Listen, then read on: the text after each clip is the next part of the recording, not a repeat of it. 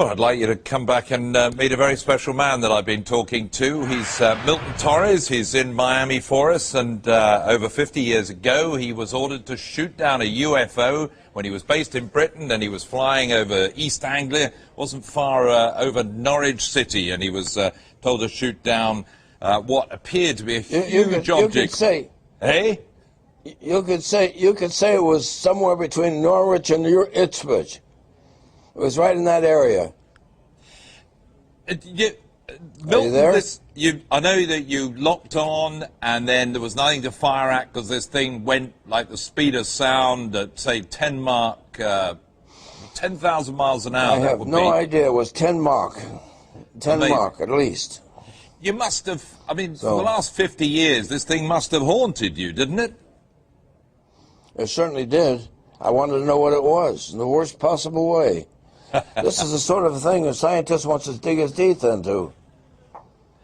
Did you do some research on it? Are you there? Say again? I was just wondering, have you spent a lot of time researching into what it might have been, what it could have been? Well, yes, I did. I did a lot of researching on my own, but I found nothing that we knew of. So that's the best I could come with it. It was just way too fast and way too... well, let's put it this way. It aberrated all of the laws of Newton that Sir Isaac Newton put in place. So that's why I know it was something different. And it certainly wasn't, you don't feel you could have been fooled by reflections in the sky. There was something solid, something tangible No, there were two of us.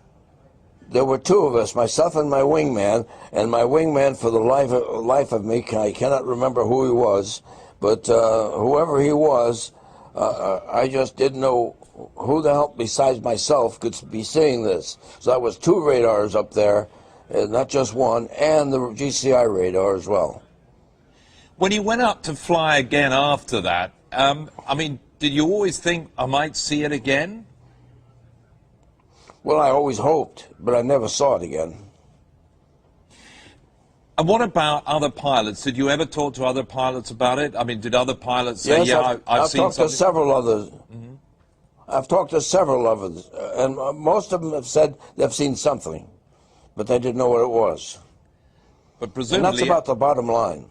But everybody like you presumably was sworn to silence and sort of threatened by the government to keep your mouth shut or lose your job. Well, let me tell you why it was so scary to me. They promised to take me out of my airplane, and I loved my airplane more than I loved anything, including my mother.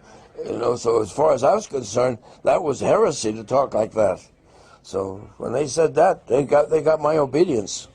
Sounds like they got your attention, and you got ours as well. Milton Torres, it's been a pleasure talking to you here on Sky News. Thank you very much for joining us from Miami with the stories of the UFO. Great story.